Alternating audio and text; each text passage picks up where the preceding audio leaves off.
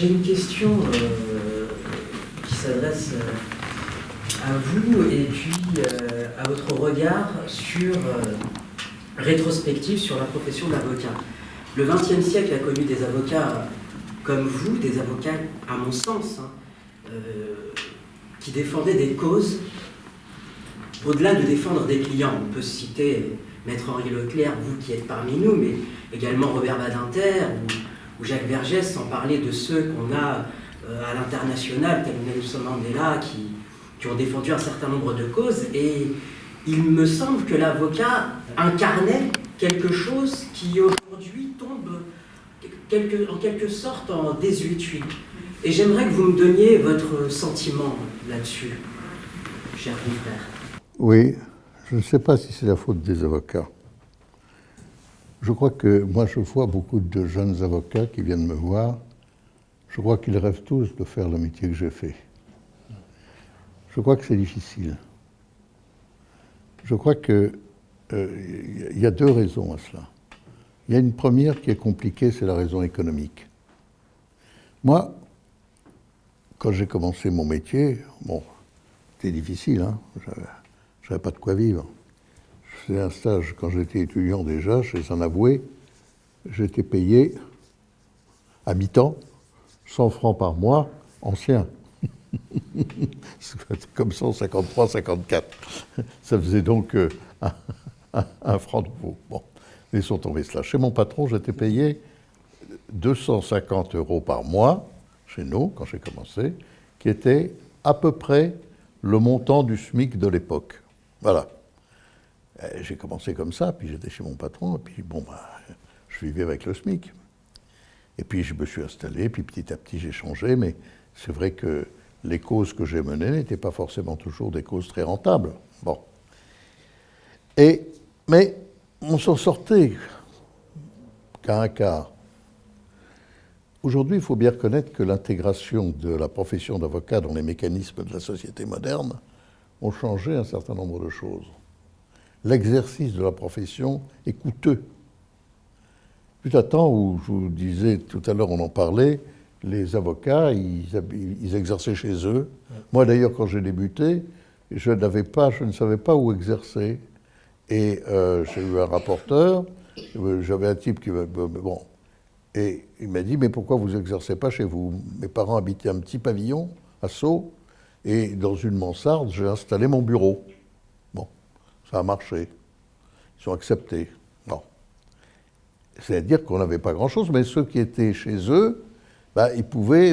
aujourd'hui, nous avons le problème de tout ce qui est les moyens modernes. Bon, ça coûte cher déjà. La TVA, les taxes, les retraites, les cotisations diverses, tout cela n'existait pas autrefois. Ça n'existait pas. Et nous débutions, ce que nous gagnions, bon, je ne dis pas qu'on le mettait dans la poche parce qu'il y avait le loyer à payer, mais enfin, ça n'a plus rien à voir. Aujourd'hui, l'exercice de la profession est difficile. C'est la première difficulté.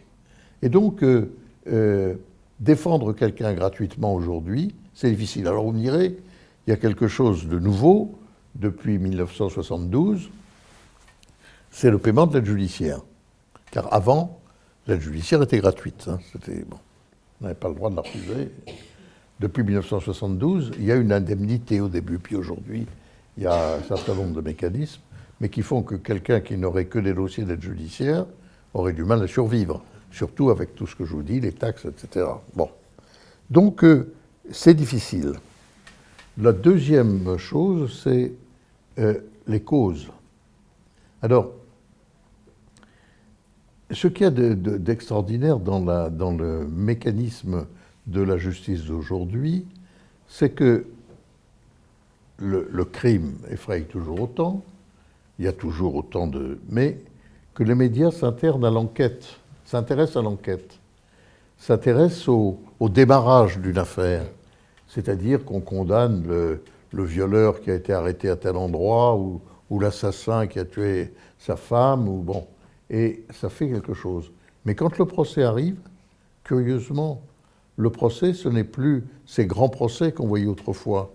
Moi, je disais, j'ai écrit un livre là, récemment.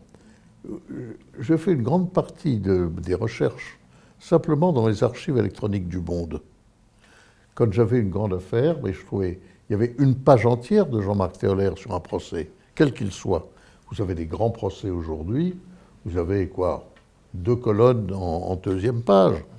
Et donc il y a un changement sur la fonction tribunicienne du procès. Certes, on en parle encore, mais moins. Voilà pourquoi, c'est vrai, je crois, les avocats ont plus de mal à devenir ces espèces de monstres qu'ont été un certain nombre et dont j'ai été un peu. Oui, c'est vrai.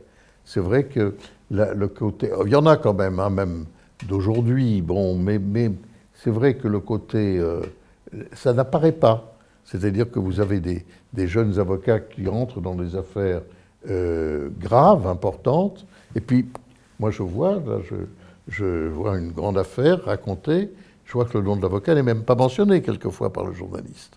Il y a quelque chose qui fait que le traitement médiatique de la fonction d'avocat n'est plus celui qu'il était, c'est vrai. Et là, je pense que il y a quelque chose qu'il faudrait peut-être conquérir pour les jeunes. Je ne vois pas encore très bien comment. Tiens, je faudra que j'y réfléchisse à ça. C'est vrai, vous avez raison. En tout cas, vous avez raison.